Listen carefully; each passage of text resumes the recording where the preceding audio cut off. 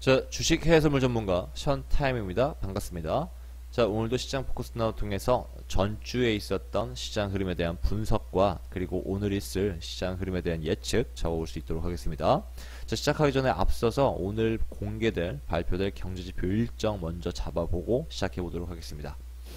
자, 오늘은 2017년 11월 27일입니다. 현재 시간은 오후 3시 가리키고 있고요.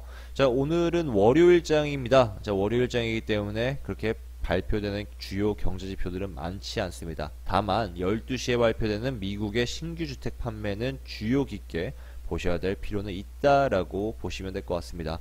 자, 12시에 발표가 되고요. 자, 지금 상당히 달러가 저점 부근에 머물러 있는 상황에서 이러한 경제지표들은 달러의 큰 방향성 변화를 줄 것으로 예상이 되고 있는 부분이기 때문에 상당히 해외 선물 시장에 큰 영향을 미칠 것이다 라고 보시면 될 것 같습니다.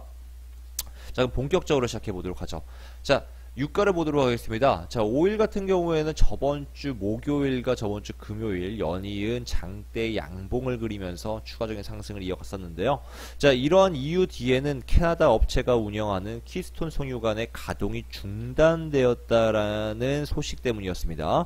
자, 일단 먼저 키스톤 송유관이 뭔가요? 키스톤 송유관. 키스톤 송유관이라는 것은 캐나다 업체가 운영하는 송유관 업체인데요. 캐나다 알버타 지역과 그리고 텍사스 지역을 이어주는 길고 긴 거대한 파이프라인을 가지고 있는 회사입니다. 자, 이 키스톤 송유관이 저번 주에 유실되면서 5천만 배럴의 원유들이 유실되었습니다. 자, 그러한 탓에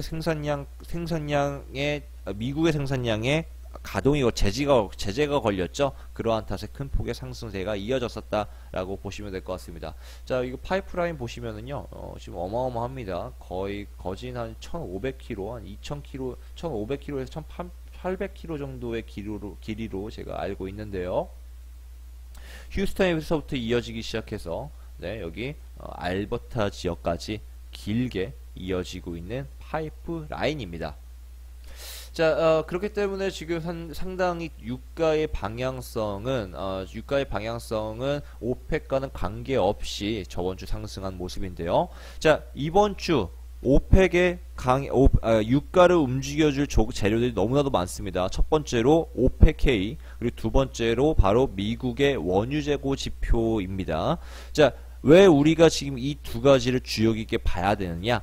향후 전 세계적으로 유가 생산량의 동향이 결정지어지게 되는 두 개의 중요한 이벤트이기 때문입니다. 자, 그렇다면 우리가 중요도를 놓고 봐야겠죠. 자, 어떤 것이 더욱 유가의 방향성에 영향을 줄까요? 라고 물어보신다면 저는 이렇게 말씀드리고 싶습니다. 어떤 정보가 더 조금, 그러니까 정보가 대중들에게 많이 알려지지 않은 그 이벤트가 더욱 시장에 큰 영향을 줄 것이다 라고 답변해 드리고 싶습니다. 자, 오펙 같은 경우에는 오펙이 11월 감산회의를 통해서 감산을 진행을 하고 그리고 추가적인 감산 기간을 연장하려는 것을 우리가 알고 있습니다.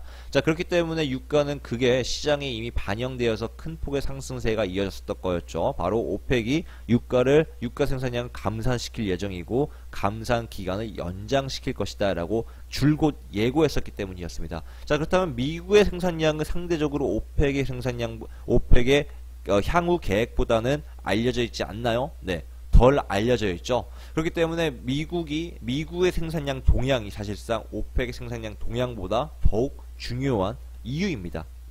자, 그러면 미국의 생산량 동향을 한번 보도록 하겠습니다. 자, 보시면은 이번 주 원유 재고 지표를 한번 보시면은요.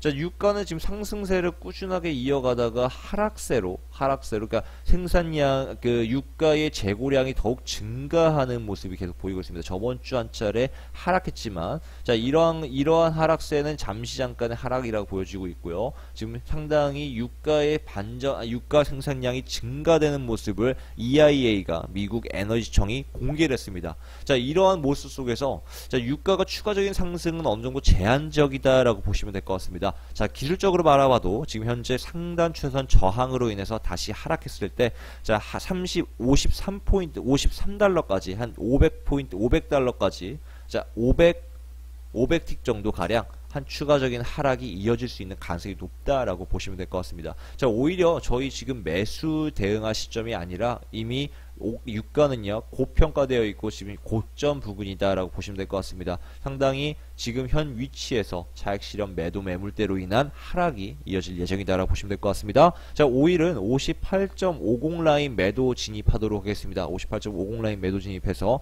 자, 1차적인 홀딩은 56.50 라인까지 56.50 라인이 저항선이 뚫리면은요 추가적으로 53달러까지 매도 대응 이어가도록 하겠습니다. 자, 5일 58.50 라인 매도 진입되기.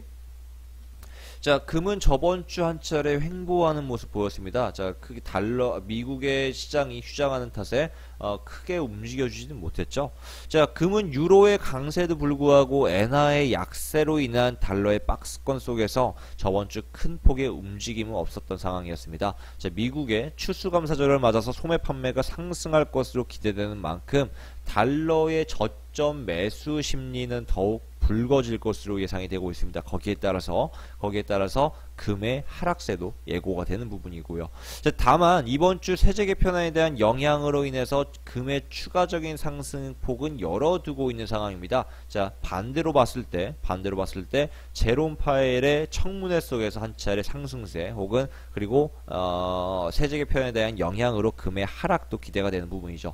자, 다시 말해서 금의 현재 향후 방향성은 조금 예측하기는 어려운 상황이다 라고 보시면 될 것 같습니다. 자, 물론 장기적인 방향성은 하방이 맞습니다. 당연히 장기적인 그 방향성일 뿐이고 우리는 정확한 진입을 원하기 때문에 확실한 추세 이탈 신호 대기하도록 하겠습니다. 이탈하는 방향에 따라서 대응하도록 하겠습니다.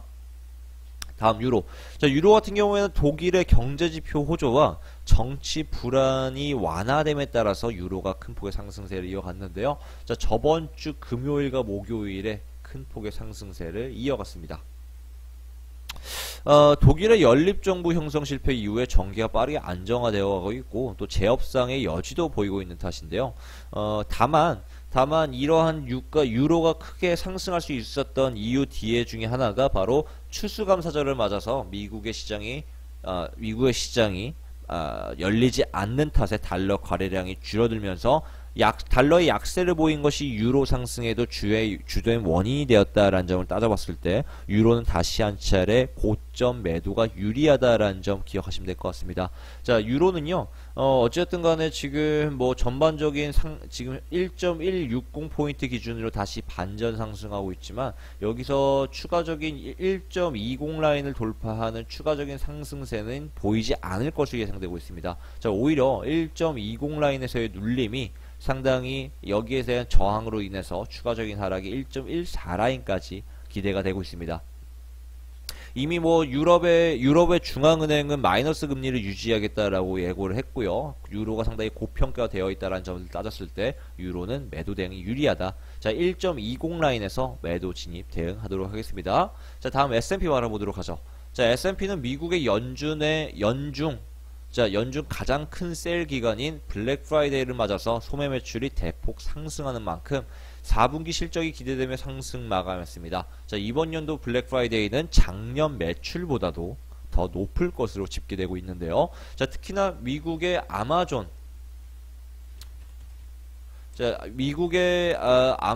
기업은요, 그 블랙 프라이데이 기간 동안 매출 상승이 예상이 되면서 큰 폭의 주가 상승이 이어졌던 탓도 그 S&P의 상승세에 일조했다라고 보시면 될 것 같습니다. 지금 아마존의 주가를 보시면요 큰 폭의 상승세를 이어가고 있는 모습을 보실 수가 있습니다. 자, 저번 달 26일, 그러니까 한 달 전에 비해서 약 한 10%, 20% 정도 가량 상승하는 모습 보이고 있죠. 자, 거기에 따라서 지금 S&P가 한 차례 극폭 상승 이어갔다 2600 라인선까지 신고점까지 기록한 상황입니다. 이번 주 트럼프 세제 개편에 대한 그 내용들이 추가적 계속 공개될 것으로 예상되는 가운데 추가적인 주가 상승은 기대되고 있는 부분이긴 하지만 어디까지나 최선 저항 부분에서의 머물러 있기 때문에 추가적인 상승이 좀 제한적이지 않을까라고 보고 있습니다. 역시나 한 차례 매수 대응을 하더라도 저점 매수가 유리한 상황이고 지금 고점 부분에서는 매수 대응하지 않도록 추가적인 매수 대응하지 않도록 하고 대응하도록 좀 추가적인 추세 신호 대기하도록 하겠습니다. 자, 오히려 S&P의 매도 대응을 원하시는 분들은요, 내려왔을 때 2585 라인 선에서 매수 진입 대응 가능합니다. 이거 안 적어놨네요, 제가. 자, S&P 대응하시려면요, 2580 라인, 85 라인이죠.